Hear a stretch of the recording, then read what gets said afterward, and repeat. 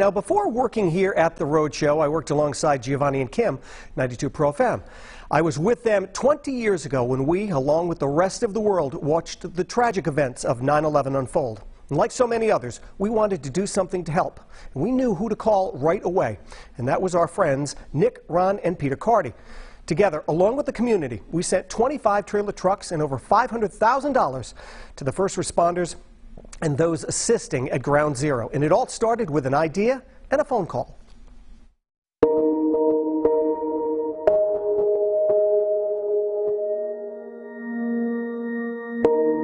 The attack on America leaves lots of us feeling helpless. But Southern New Englanders have found a way to lend a hand. The spirit is unbelievable.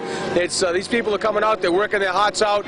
Once this 18-wheeler is filled up, they'll put another one in its place, and they'll keep doing that until 10 o'clock tomorrow night. Then it's off to New York City to drop off the much-needed supplies to volunteers.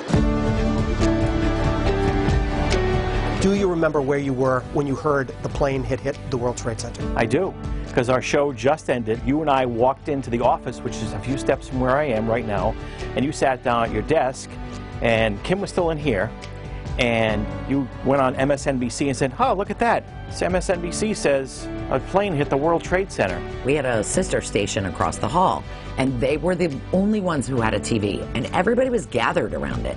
So I was like, oh, you know, let me be nosy. And so we saw what was happening. Actually, I was sitting in this building in our conference room, and we had got word that there was an issue, and immediately turned on the TVs in the conference room and saw the replay of the plane unfortunately hitting that tower. And then it was a couple of days later when we started to hear what everybody needed in New York. And I think I called you. You did? Yeah. I was in my kitchen at my little condo in Warren at the time, and the phone rings, and it's you. They say, gee, I got an idea. So I was just listening to WCBS News Radio in New York, and they said they need donations for the, at that time, what do they call them? The rescuers and all that, because they were, you know, going through the rubble and everything. They need supplies.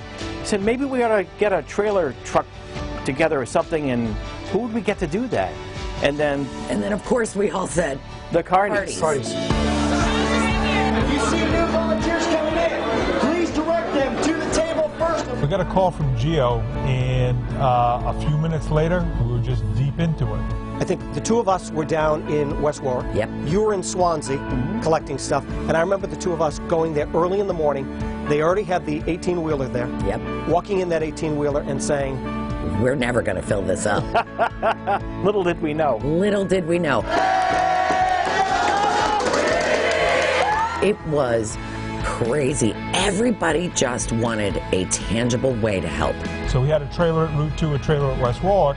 The idea was to load up 1 or 2 truckloads of supplies to help the people down in New York. And the first thing was, gee, we hope we can fill these, and then it was just nonstop. Because of the thousands, and I mean thousands of people that volunteered here all day and all night to help load these trucks, they are going to get about 25 truckloads of supplies.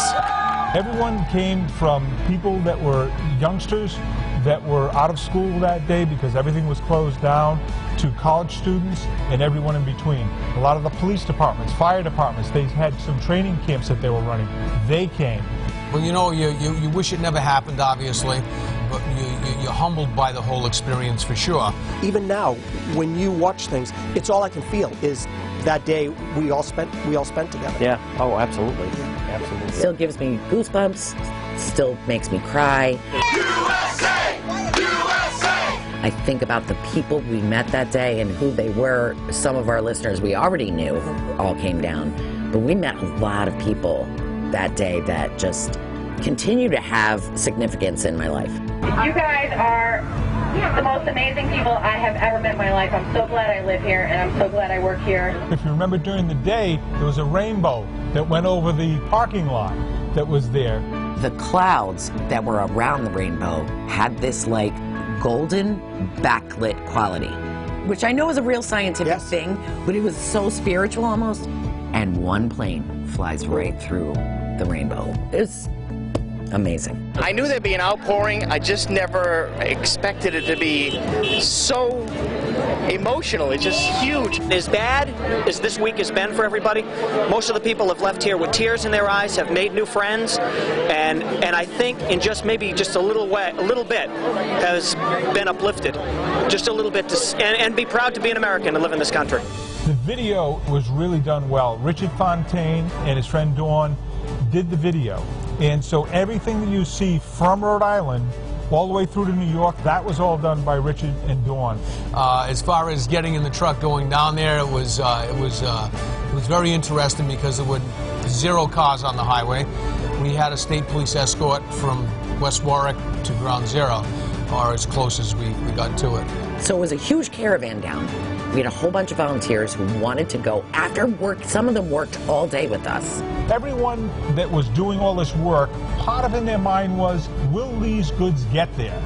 And that's why Ron went, that's why Andy went, because we wanted to assure everyone that yes, this patriotic effort of coming together and collecting these goods are going to where they're needed, and they will get to those who need them.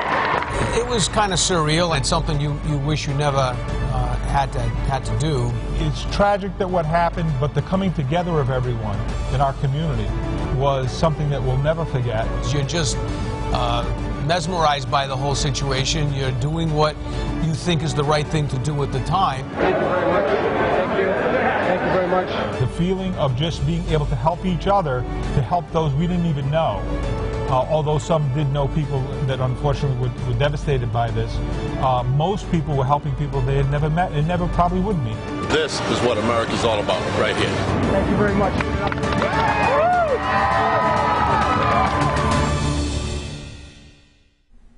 And it really was an incredible thing, and special thanks to Eric Southworth, who's our editor and photographer, for putting that together. Now, tonight, 6:30, you can catch a special honoring the 9/11 anniversary. We're going to hear from local people who lost loved ones. A retired Channel 12 news photographer who went to New York City and saw the aftermath firsthand, and many others.